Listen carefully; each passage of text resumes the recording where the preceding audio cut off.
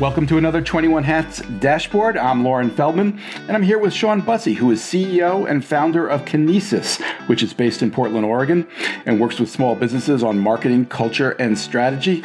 Welcome back to the podcast, Shawn. Yeah, it's good to see you, Lauren. Great to have you here. How's it been going? We haven't spoken in a while. What's going on? Yeah, it's been a minute, hasn't it?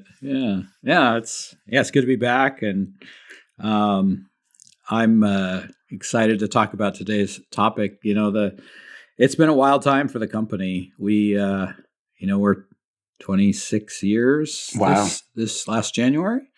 And I would say that leading up to the pandemic, we had 10 amazing years of consistent growth and great profitability. And the last 6, boy, oh boy, I have had to earn every dollar. Actually maybe the last 4, but yeah, it's been interesting. And some of that is geographic. So Portland as an economy, we were the darling, and now we're in a tough spot. So I'm going into other markets, and that's helping a lot. Oh, that's interesting. Yeah, that's a whole nother podcast. We'll have to do that another time. Well, just give me a hint. How far afield are you going?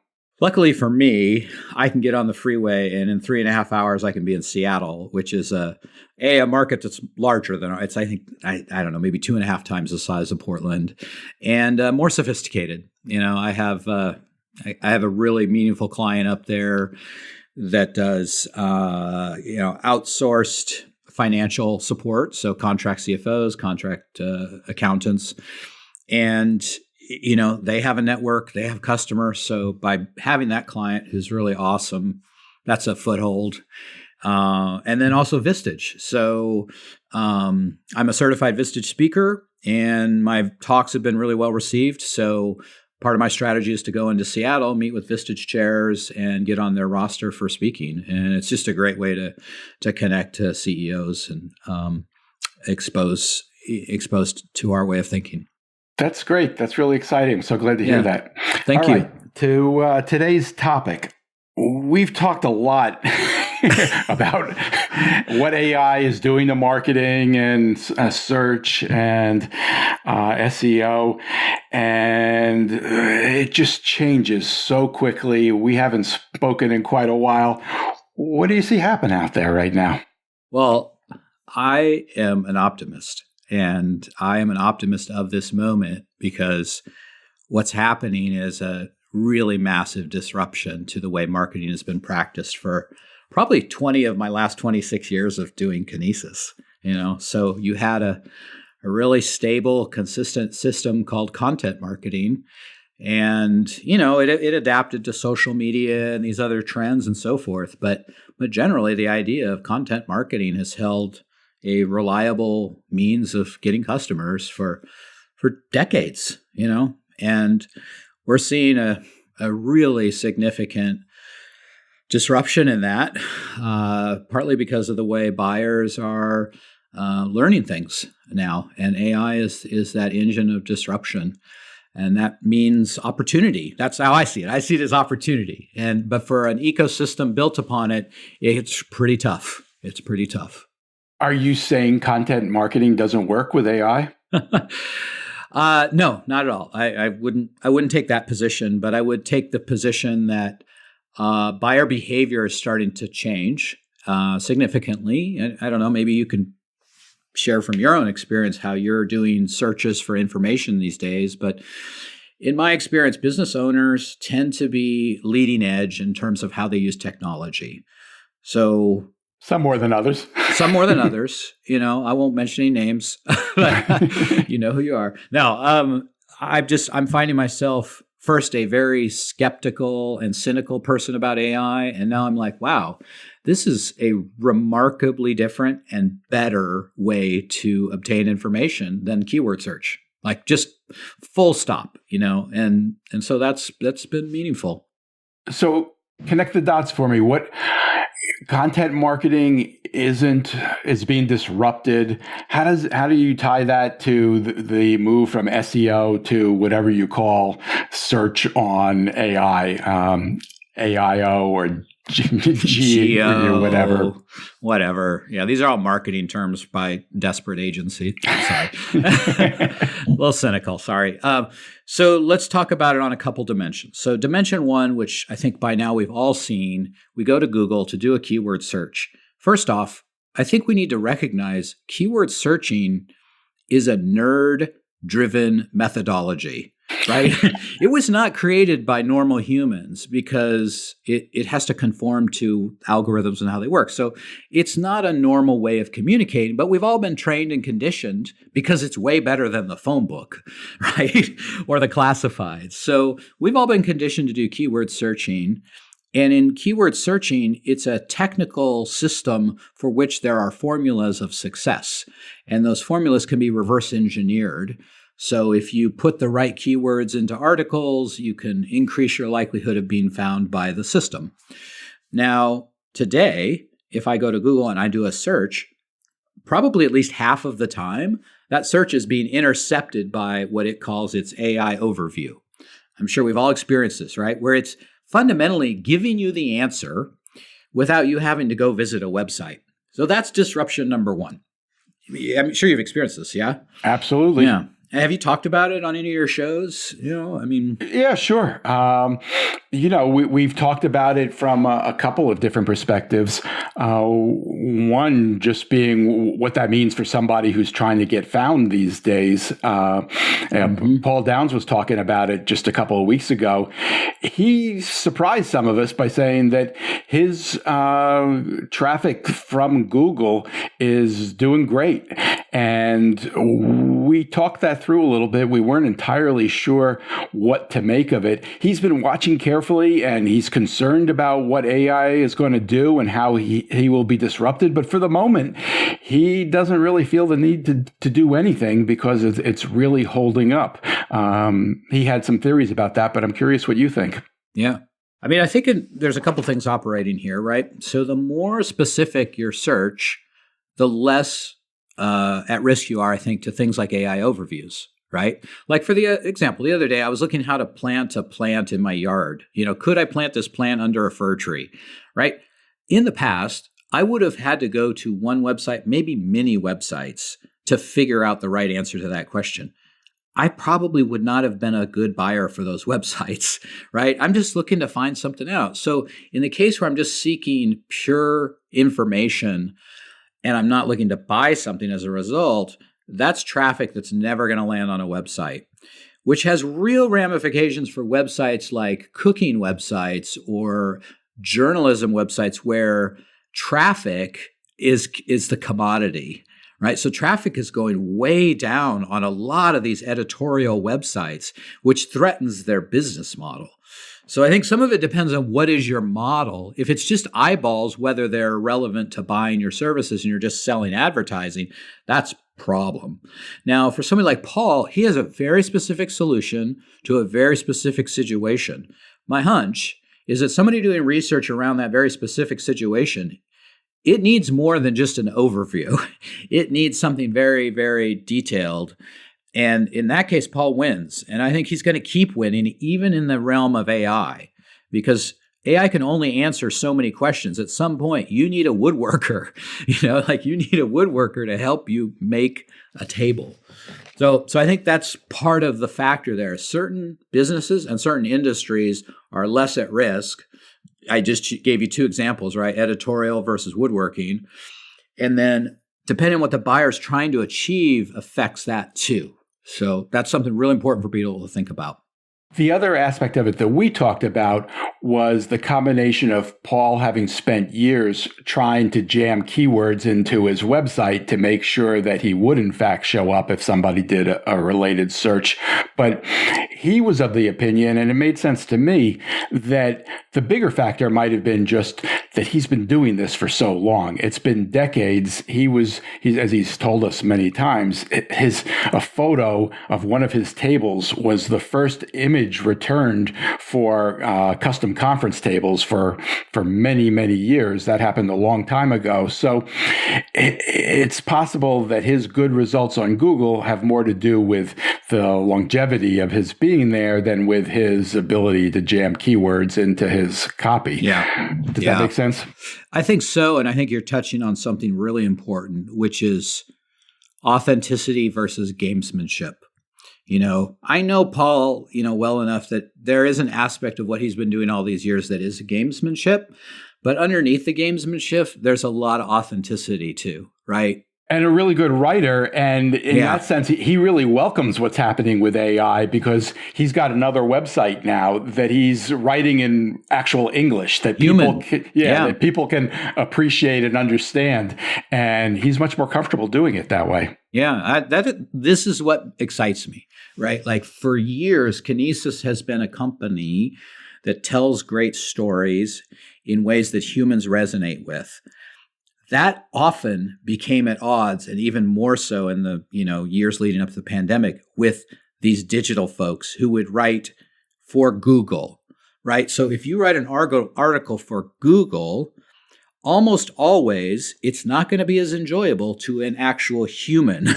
So what's exciting to me is I think AI can factor that in. I think that reputation and brand are factors that become part of the maelstrom, if you will, of the AI cloud of information. And those things get informed by real humans' experience. And, you see things like, it's a little less so now, but in the early days of AI search, it was relying heavily on Reddit. Now, good, bad, or other. It still is, isn't it? It's diminished a lot, but it was overly weighted there for a while. And the reason for that, I think, is that this is a realm where humans are talking about things, and they're speaking in human.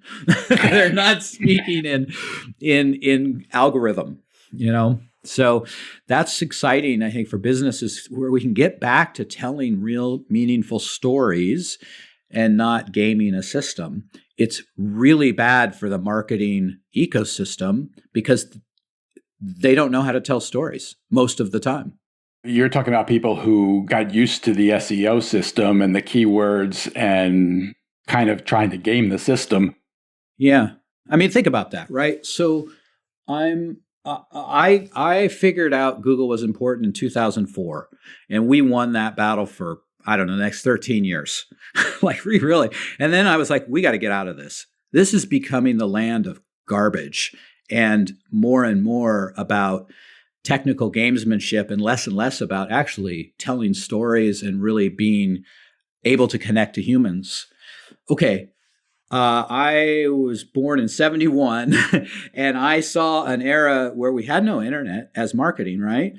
There are people who are marketers now who have only known that paradigm of Google search, response, deliver customers. Those folks, I'm sure there's always exceptions. They haven't had an entire career built on one way of working.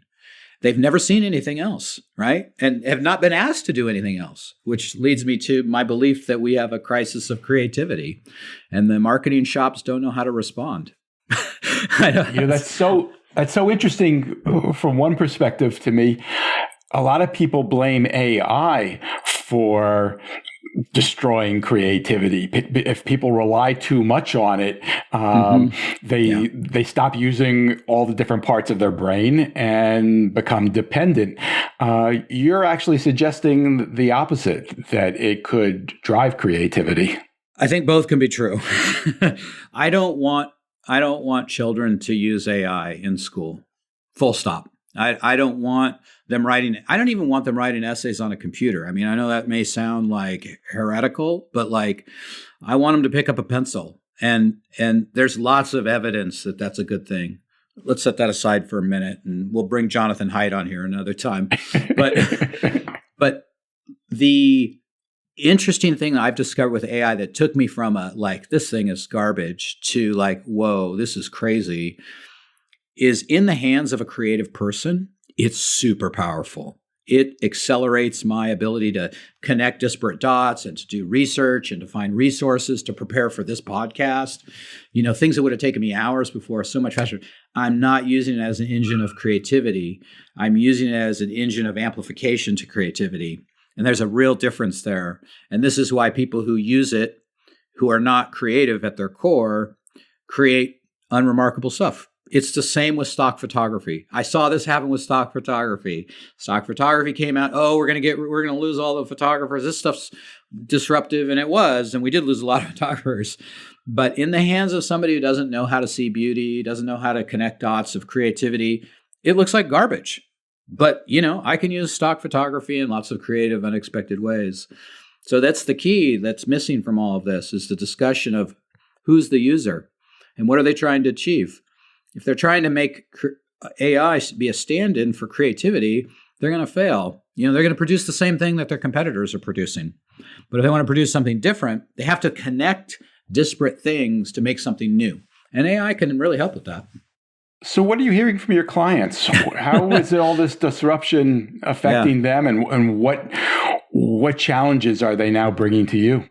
Super fascinating. So this one client that I landed, he had been doing the content marketing paradigm. And he said to me, he's like, in the pandemic, it was really good that we did that because we hadn't had a digital strategy. We couldn't get customers, with digitally before, and we were able to. And when people were locked up in their houses, it really helped him.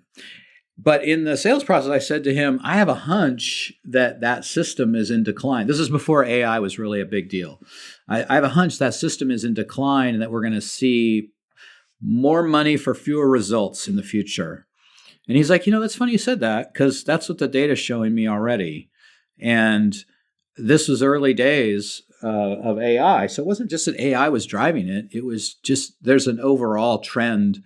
It's become a commoditized methodology. And as I talk to clients who have been using it and doing it for, they don't have other options because they've gone all in on it. And their creative resources who are not creative, let's just call it what it is, are telling them spend more money.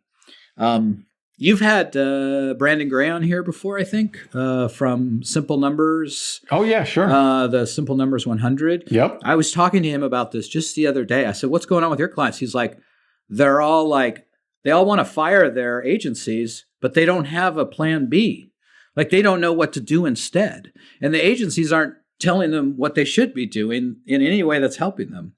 So it's not just me, and I do have a bias towards beauty and creativity, but Brandon's clients, many of whom are just left brain operators, input A, get B, that kind of thing. Sorry, Brandon, if I'm oversimplifying, but I love him. But across a broad swath of industries, lots of struggle. Yeah. So what should those businesses be thinking? Do you want my unbiased? I mean, I really believe this is the moment. This is the moment where people who can think differently, and maybe who are a little bit older and have seen marketing before the rise of digital, or who maybe come from outside the industry, or who are not just wedded to it. I mean, you got to remember, Lauren, the amount of money that is in this industry right now, this whole ecosystem of software and tools and content creation, it is massive. It is not going to go quietly into the night. It will fight it, and it will tell you that AI is the new SEO. We will help you be found by the AI engines. And that's kind of largely how they're responding. I'm saying you're playing the wrong game. You need to play a different game. Yeah, what is that game then? For somebody listening to this, being told that the game's changing and they have to do something different, but they're not confident in how to proceed, what are the steps you suggest to begin to figure this out? I think in a word, it's remarkability. You need to have something that you offer to the market that is remarkable, and your marketing to create awareness of that also needs to be remarkable and different. And I think what the SEO ecosystem facilitated was a lot of same type of businesses competing for the same customers, and it becoming a bit of a arms race of money. Well, I'll spend this, and that's what Google and others want it to be. They want it to be a commoditized space where you pay more money to get customers. So I think step one is the business has to have something to be remarkable about. In my experience, most businesses have that, but they don't necessarily lead with that. Interesting. Yeah. I mean, I think like Paul Downs, a remarkable solution, right? Like, who else is building these crazy conference tables? Beautiful works of art. Beautiful, amazing. And I was really encouraged some years ago when he said, hey, we got to go more at the brand side of things. Like we got to market to architects, and we got to because he was so heavily invested in Google at the time. I was like, man, you're not telling a good story here. Storytelling to your buyers, there's real potential there. So I think that's a big one, to be better storytellers, to be human connectors, to be human, to speak. I keep saying speak human. I'm not saying speak English, speak human. Okay. Better storytellers, speaking human. Where? How do you take advantage of the new technology? Yeah. Okay, so this is, I think, the number one challenge of our era is distribution is going to be really hard. So when I say distribution, I mean, you could think of distribution as social media, right? I'm being found on LinkedIn, I'm being found on Instagram, et cetera. Distribution being Google paid search, Google organic search. But distribution also is, I go on a speaking circuit, right? Like I talk to Vistage groups, or distribution can be, I have a conference and I bring people to a conference. So we've been trained that distribution is always digital, and it is these large technology companies. So that is going to be the number one strategic challenge for businesses. Once they figure out what they're remarkable about, how do they distribute that message into their marketplace to where they matter? And this is where I think creativity really matters. So I think about, a client we had years ago that was a steel fabricator, right? Didn't do any digital distribution for him, almost none. It was all like boots in the ground, going into the schools, talking to kids about becoming an apprentice welder, going to contractors and doing workshops about the skilled trades. So we did like a lot of different real 3D distribution, not digital. And it grew his business tremendously. I mean, probably went from, I want to say 3x over like 4 or 5 years, so like that's a creative solution to the distribution challenge. So I think a lot of businesses have had it really good because they could just write a check and get distribution and pay for those customers.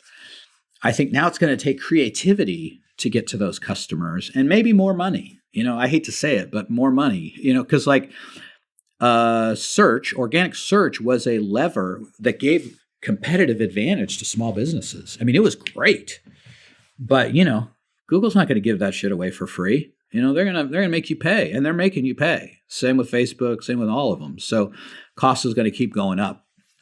So pay to play or be creative. Those are kind of your paths. I want to ask you about using AI to be creative, how you use this new channel. But I want to ask it by testing a theory with you, and that's this. Even at the height of the belief in SEO, I always talk to people who said, I just refuse to do it. I'm not keyword jamming into my stuff. I'm going to write like a human being. And I'm doing that out of the belief that it still works to produce something good. And if you do, and people find it and notice that and link to it, you're going to do okay under SEO that way, rather than just stuffing keywords everywhere you can think to stuff them. And those people who believe that then believe that now about AI. They are saying, if that's what you did before under SEO, trying to do the same thing now is also what's going to lead people to your door through AI, because you're going to produce stuff of value that other people will link to, that other people will talk about on Reddit or elsewhere. And that strategy should still work under AI. What do you think of that? I generally like it, I mean, and I have a bias, of course, but I feel like it's the difference between getting rich quick or building something of durability. And I think that what that mindset tells me is they believe in creating a durable asset that both people value, but also I think machines eventually start to value. And I think that's what's different about AI is AI seems to be looking for signals of authority, not just gimmicks. Now, I think SEO did that to some extent too, right? To a degree, yeah. I mean, if a high-profile publication linked to your website, that was a good thing. Yes, absolutely, but not always. And I think how most people treated it was more of a technical challenge, right? Not a brand challenge. Like I want to build something that people care about and value, And I think the thing I've noticed with the clients where we don't work with them anymore, where we did that strategy, that like authority strategy, they're still doing great. And they're not like, they didn't like leave us and then go do all this digital short-termism stuff. Like generally that strategy transcends even working with us. Like it goes on and on and on. And so I think it's underappreciated how building something meaningful, remarkable, powerful, differentiated in a marketplace can last you many, many years versus this kind of short-termism that's promoted by the marketing industry. I mean, they really drive towards that, hey, I can get you more leads tomorrow. I mean, I get those emails every day, more leads tomorrow. Nobody's saying, hey, I'd like to build you something durable. It's going to take a couple years, but it'll be remarkable. Like that's a really hard sell, but those folks are winning. I really think those folks are winning. Have you seen anybody in the SEO world, an SEO shop or a prominent talking head who has made the adjustment and is talking about the new approach that people should be taking? I mean, my favorite character is Rand Fishkin. I keep trying to convince him to be my friend. I don't know. Maybe if he hears this, he'll become my friend. But like, even though I think he's way more of a data guy than I am, for those who don't know, and you turned me on to Rand, but who's Rand? Yeah, Rand started SEO Moz, which was like a huge player in the SEO industry. And he identified this really early, like, hey, this is important. And he became his firm became like a luminary in search.